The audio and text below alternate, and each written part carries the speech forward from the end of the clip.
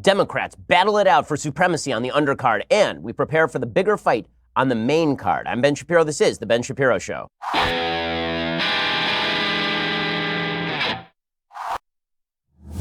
Bienvenidos amigos a la Ben Shapiro Show, donde no hablamos español, pero no reímos de las personas que piensan que sí. I know, you thought you were listening to the Democratic debate last night. So, the Democratic debate is a thing that happened last night. And I didn't drink cyanide, which was my prediction yesterday. So not all of my predictions come true. I survived it. I feel like I should get one of those T-shirts that says, I survived the first Democratic debate, and all I got was this lousy T-shirt. But I'll tell you who didn't survive. It was Beto O'Rourke. Beto O'Rourke, basically they wheeled his prone body out of the room after this debate. So we're going to go through all of the various candidates. Did they have a good night? Did they have a bad night? I'll tell you who the big winner was last night. Donald J. Trump. That dude had a great night last night because this was not just a clown car. This was all of the clowns popped out of the car and then started ramming each other with foam pillows. This was all of the clowns decided to stuff themselves back into a phone booth and then wrestle with one another. No one looked good. Everyone looked stupid. And one thing that became deeply apparent is that the entire Democratic Party, with maybe the exception of Joe Biden, when Joe Biden's the only sane person in your party, you are jacked, man. But the Democratic Party has decided that the only reason they exist is to pander to the political geniuses on Twitter. The polls show that the vast majority of Democrats are fairly moderate in their views on everything from abortion. Yes, they are in favor of some restrictions on abortion, to Medicare. They're not in favor of Medicare for all. They want to keep their private health care plans. The vast majority of Democrats are fairly moderate on immigration. They do want to see our border policed. And yet, the entirety of the Democratic Party last night competed to see who could say the most insane, extreme thing in the stupidest possible way. Now, one of the joys of watching these debates is watching some of the puffed up balloons of these politicians just explode. And Beto O'Rourke really had the roughest night. It's hard to say who won because no one really ended up the big winner, but there was a very clear loser. Everyone knew it, and that clear loser was Beto. Now, the reason that Beto was the clear loser is because he was the easiest target. Now, he's only polling at 3 or 4%. He still has scads of money in his back pocket, but he was polling really badly. And one of the reasons that he was polling really badly is because he had been built up so much during his Senate race with Ted Cruz. So he runs against Ted Cruz, who is an unlikable politician. A lot of people think that he is unlikable. The media obviously despise him in a deep and profound way. And because the media despise him in this deep and profound way, they decided to build up Beto as though Beto was a thing. There were stories on him. HBO did an entire documentary, Running with Beto, which is just the worst thing that ever was. And they suggested that he was charismatic. Look at how amazing he is. It just goes to show you that when the media build up somebody as charismatic, 3/4 of that is the media building somebody up as charismatic, not actual charisma. And Beto was just ripe for the plucking here. Beto was ready to fall. He was Mike Tyson before Buster Douglas, and then Buster Douglas came along, and then Mike Tyson started losing every other fight. And that is what has happened with Beto O'Rourke. Beto O'Rourke is toast, and all the other candidates are going to make hay out of simply punching him in the face over and over and over, as we will see. Okay, so we're going to get to all of the highlights and the lowlights, the joy and the despair, the laughter and the tears, the pregnant men. Yes, that's a thing that happened. And all of the other stupidity. But first, good blinds are to a home what a good tie is to a suit. It brings it all together. You know, your house, it may look like crap. And you're like, well, everything else here is nice. Why does my house look like crap? It's because you didn't actually look at the stuff that's covering your windows. You should, and you should replace it the best way with Blinds.com. They make it really fast and really easy to shop for window coverings. This is why I like them. With 15 million windows covered, over 30,000 five-star customer reviews, Blinds.com is America's #1 online retailer for affordable, quality, custom window coverings. Every single order gets free samples, free shipping, a free online design consultation. You just send them pictures of your house. They send back custom recommendations from a professional for what will work with your color scheme, your furniture, specific rooms. They will even send you free samples to make sure that everything looks as good in person as it does online. They've really made it easy for you, so there's no excuse to leave up those mangled blinds, or worse, have no blinds at all, because that's not a great idea. For a limited time, my listeners get $20 off at Blinds.com when you use promo code BEN. That is Blinds.com, promo code BEN for $20 off faux wood blinds, cellular shades, roller shades, and more. Blinds.com, promo code BEN. Go check them out right now. Rules and regulations do apply. Go check them out. It's a great deal. $20 off at Blinds.com. when you use promo code Ben. Cover up those windows, make your house look better. I promise. You're not going to regret it. Blinds.com, promo code Ben. Okay, so we begin last night with Beto falling. So Beto is basically Jeb 2016. So Jeb came into the race. He was the front runner. And then Donald Trump really just pummeled the living crap out of him. And so did everybody else. Every so often, somebody needed a boost. And Jeb Bush was like the cocaine of that race. Like if anybody needed a bump, they just went over to Jeb Bush, punched him, and then gained a couple of points in the polls. Well, Beto is that. So Beto is highly irritating to everyone because he's so puffed up and has such a sense of his own grandeur after losing a Senate race, which is his only qualification for running for president of the United States. After believing that the media were on his side. I mean, you have to feel a little bad for Beto, because the fact is that everybody told him how wonderful he was until the minute he wasn't running against Ted Cruz anymore. And then they're like, yeah, that guy, isn't he kind of annoying? Doesn't he have these weird mannerisms? Isn't his personal history kind of odd? Isn't he a rich boy playing at man of the people? And you got to feel bad for him a little bit because he's standing there going, wait, I'm the same person I was. Bro, I'm who I was 5 seconds ago. Why are you ripping on me? I'm just here ripping this bong. Why are you ripping on me, brah? And that's how it went. So the debate opens last night, and Beto is asked a question about his preferred tax rate. Beto dodges the question by jumping into speaking Spanish. And Cory Booker gives him some of the most epic side-eye in history. So Cory Booker, Mr. Potato Head, didn't just bring his angry eyes last night. He also brought his side eyes last night, and the visuals were astounding. Here's what it sounded like. Some Democrats want a marginal individual tax rate of 70% on the very highest earners, those making more than $10 million a year. Would you support that? And if not, what would your top individual rate be? Necesitamos incluir cada persona en el éxito de esta economía. Pero si queremos hacer eso, necesitamos incluir cada persona en nuestra democracia. Cada votante necesita. See Cory Booker looking at him like, Elizabeth Warren is like, what is going on? And Cory Booker is like, I can't believe I have to learn Mandarin before the next debate. It's so funny. He's asked a question in English, and Beto just starts riffing on all of this. I mean, basically, I think the best part of this is that he avoided the question in Spanish. So he didn't actually answer the question in Spanish. He avoided the question in Spanish, which, by the way, I think is actually a pretty great tactic. I think that next time somebody asks Cory Booker or Beto or anybody on stage who speaks Spanish, next time somebody asks them a question in English they don't like, they should just say, yo no hablo inglés. Right? Like, I don't get it, man. I don't speak English. And then they should just launch into a long speech in Spanish. Cory Booker looking unimpressed at Beto's Spanish is one of the great moments. I mean, this screen cap is the meme. Everybody looking at Beto like, what is going on? But don't worry, as we will see, Cory Booker himself also awkwardly spoke Spanish. So this became sort of the theme of the night. I'm going to have to show you that real fast. So here's Cory Booker also awkwardly speaking Spanish. It turns out that the side eye that Booker was casting at Beto was just because he was mad that Beto spoke Spanish before he did. In fact, both Booker and Beto spoke Spanish before Julian Castro, the actual Hispanic person in the race. So here is Cory Booker speaking Spanish. Both of them, by the way, I have been told my Spanish, as you can tell, is not good. Both of them, I've been told, speak Spanish not particularly well. So this got kind of awkward. Senator Booker, what would you do on day one? And this is a situation that the next president will inherit. La situación ahora es inaceptable. Este presidente ha atacado, ha demonizado los inmigrantes. Es inaceptable y voy a cambiar este. On day one, I will make sure that, number one, we end the ICE policies and the customs and border policies that are violating the human rights. Okay, so again, speaking of the Spanish, now the only person who was really disturbed by this, the most disturbed person, was Elizabeth Warren. She truly wanted to get in on the act because she's the least diverse person on the stage. So the act that she wanted to get in on, she was, I promise you looked at her, she was 5 seconds away from trying to speak Cherokee. She was so close to breaking out the Navajo wind talking.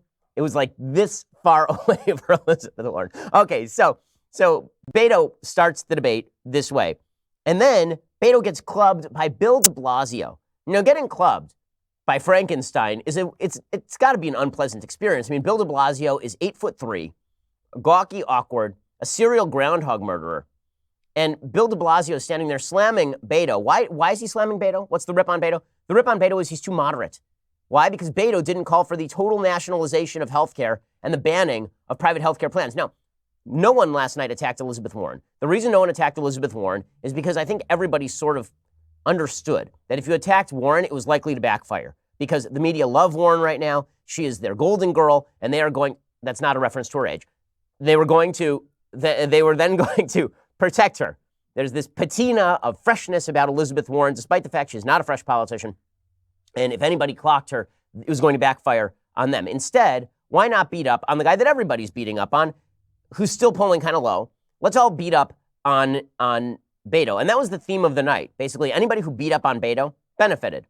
So here's Bill de Blasio slamming Beto for not calling for total nationalization of health care. Would you replace private insurance? No, I think the choice is fundamental to our ability to get everybody cared for. Private insurance is not working for tens of millions of Americans. When you talk about the co-pays, the deductibles, the premiums, the out-of-pocket expenses, it's not working. That's right. So for those for whom it is not working, they can choose Medicare. For the coronary workers in Nevada who I listen to, who negotiated for those plans, for people, they're able to keep them. Why are you defending private insurance? Say they like their private health insurance.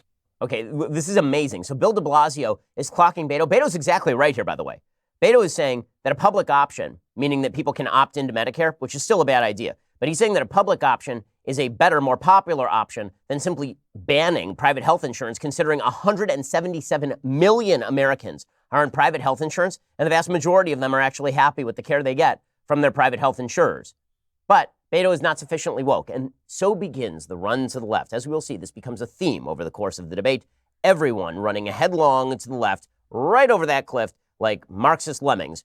Pretty spectacular. We'll get to that in just a second. First, this 4th of July, in addition to drinking pure liquid freedom, because America, the only thing Americans should be drinking is Black Rifle coffee. Black Rifle coffee is awesome, okay? I have Black Rifle coffee every single morning. Not only do I have Black Rifle coffee, I love the dudes who run Black Rifle coffee. They are awesome. The company was founded by former special operations vets. Black Rifle delivers the best roast-to-order coffee directly to your door. This guarantees that you're getting fresh, premium coffee with every single order. Black Rifle's Coffee Club makes things easy. You just pick your blend and the amount you want, and then Black Rifle ships your coffee direct to your door every month hassle-free. Plus, when you join their coffee club, you'll receive discounts and offers not available to other customers. When you drink Black Rifle coffee, you're supporting a company that gives back to veteran and first responder causes and serves coffee and culture to people who truly love America. So no more of that leftist tripe being served to you in paper cups at stores that let people go to the bathroom without buying anything. Instead, go to Black Rifle Coffee. The most American holiday calls for the most American coffee. Black Rifle Coffee. Get 20% off your first purchase when you shop at blackriflecoffee.com/Ben. That is blackriflecoffee.com/Ben for 20% off your first purchase. That's blackriflecoffee.com/Ben. Okay, so the consensus was that Beto fell and fell hard last night. That Beto is basically toast. Now, he was basically toast before, but he became everybody's favorite punching bag. When you are Bill de Blasio's punching bag, how far the mighty have fallen. Somewhere, Jake Gyllenhaal weeps as he burns his Beto shirt. All of Hollywood loved Beto until 5 seconds ago. So, very, very bad night for Beto O'Rourke. Now we move on to some of the other candidates. So Elizabeth Warren, how did her night go? Well, she was the front runner coming into the night, and she really had to stand out. Right? The idea was that she should have dominated. The expectations for her were high. Now, she didn't lose the debate. She didn't really get touched, but she didn't stand out from the rest of these dolts. She just stood on stage and kind of said stuff, and what she really did do, there were a couple of ways in which she actually did damage herself, not in the primaries, but in the general. Were she to make the general, these would all become attack ads, and they'd become attack ads because Elizabeth Warren has made a big boo-boo. She has made a big boo-boo. Everybody in the Democratic Party has ceded the moderate lane to Joe Biden. Everyone. It's unbelievable. 40% of the Democratic Party still considers itself moderate to conservative. And all of these other dimwits, these numbskulls, are ceding that 40% to Joe Biden and clubbing each other over whether we should provide taxpayer mandated abortions for animals, or whether we should provide illegal immigrants with not only health care, but subsidized New York lofts. I mean, that's what the debate turned into. And Elizabeth Warren was leading that charge. Okay, so Elizabeth Warren comes in, and all she has to do is handle herself decently. She did that. She's not going to lose any points, but she certainly didn't gain any points last night. She didn't win running away or anything like that. And she did do herself some damage if Democrats ever get to a general election, if she ever gets to a general election. So Elizabeth Warren, it starts off this way. She's asked about whether she would ever have any limits on abortion. There was unanimity across this stage that not a single Democrat would limit abortion under any circumstances. 18% of Americans agree with that proposal.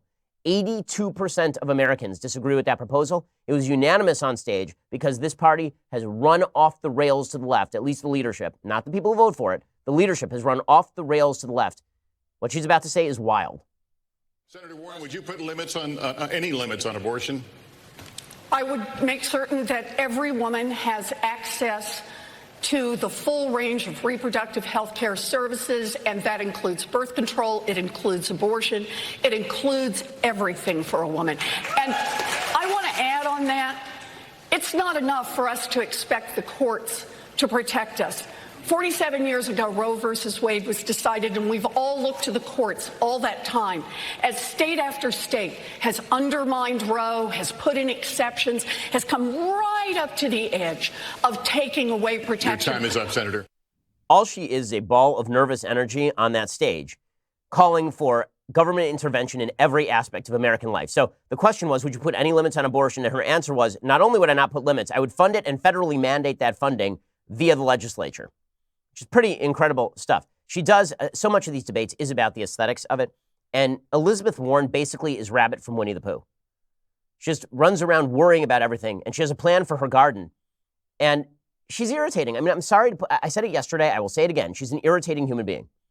Amy Klobuchar is not an irritating human being. This is not about the sex of the person I'm speaking about. Amy Klobuchar is not an irritating human being. Tulsi Gabbard is not an irritating human being. Both of them, last I checked, were women. They self-identify that way. So that's all that matters these days. In any case, Elizabeth Warren, again, she's wearing well with the media class, but I'm not sure this stuff is going to wear well with the American public. I mean, listen to her talk. So they ask a question on stage. How many of you would abolish private health insurance? Understand, no one wants private health insurance abolished in the United States. The number of people who want private health insurance abolished in the United States, it's in like the 20% range. No one wants this, which is why when this question is asked, only 2 hands go up for abolishing private health insurance. Bill de Blasio, an actual communist, and Elizabeth Warren, a wannabe communist, who used to say that she was a capitalist and used to talk about the glories of the free market and how we make that free market work better. That was her sort of pitch. Well, now she's run all the way to the left. Why? Because she's trying to head off Bernie at the pass. She feels like if she can cannibalize Bernie and then eat his desiccated old body, then she will take over his wing of the party. Now, maybe that's a good strategy for a primary. I don't know there are enough voters there, but it's certainly not a good strategy for a general election. You think this won't be an ad? You think that Donald Trump won't be able to say, Elizabeth Warren wants you to lose your health insurance? Because she does. That's what she's saying right here. 177 million Americans, over 90% of Americans are happy with the health insurance that they currently have. Okay, or at least they have health insurance. Okay, well over 90% of Americans have health insurance, and something like 70% of all Americans have privately provided health insurance. Okay, well, here is Elizabeth Warren raising her hand when asked if she would abolish private health insurance. So everyone who's listening to this, you, me, all of us, we wouldn't have private health insurance. We'd be forced into the Medicare system, which is already underfunded, overburdened, and would quickly run into the bankruptcy numbers extraordinarily fast. I mean, it will be bankrupt by the end of the 2020s anyway. So I guess we can accelerate that and make it bankrupt next year by throwing a bunch of people onto it without properly funding it. And then I suppose we'll have to cram down on doctors who they can care for and who they can't. That's the other half of this. And there are folks on the left who say, well, you know, doctors voluntarily take Medicare right now. Right, because they can choose not to, or they can choose to do so. If Medicare is the only system, that means that Medicare is the sole bargaining entity with doctors. And that means that the government can cram down basically whatever they want on doctors. And then doctors will be forced to take it, or they'll be forced to drop out of the doctoring business. And that's effectively what Elizabeth Warren is arguing for here. She's not arguing for a public option. She's not arguing that you should be able to buy government health insurance or use government health insurance as an alternative to the private markets. A proposition I think leads gradually and inevitably toward nationalized healthcare, but which is not nationalized healthcare. She's arguing for the full abolition of private healthcare in the United States. Good luck with this one in a general. We're going want to turn to the issue of health care right now and really try to understand where there may or may not be daylight between you. Many people watching at home have health insurance coverage through their employer. Who here would abolish their private health insurance in favor of a government-run plan? Just a show of hands, start off with. Okay, so no one else on stage would abolish their own private insurance to take a government plan. Bill de Blasio would, because that dude is happy to mooch off the government all the time. Elizabeth Warren is a cynical lady. And so what she is doing there is trying to head off Bernie at the pass. In fact, during the debate, she suggested that she, like Bernie, is for Medicare for all. It was a pretty obvious appeal. And that wasn't the extent of Warren's extremism on the stage. This is a lady who is solely concerned with knocking Bernie out early and then pivoting to the middle. But there's one problem. There's a thing, and it's called video, and it exists now. And 30 years ago, you could do this routine where you basically lied to the American people in either the primaries or the general. Now, you ran to the extreme, and then you shifted to the middle for the general election. But in today's day and age, what you say in the primaries matters. Most of the quotes that people have from President Trump occurred during the primaries. The primaries outlive the primaries. They didn't used to, but they do now. So when Warren is asked about gun confiscation, and she basically signals that, yeah, she might be interested in having the government come into your house and take guns. Is this going to play in a general? I have some serious doubts. Do you think the federal government needs to go and figure out a way to get the guns that are already out there? What I think we need to do is we need to treat it like a serious research problem, which we have not done. Okay. You know, guns in the hands of a collector who's had them for decades, who's never fired them, who takes safety. That's very different from guns that are sold and turned over quickly.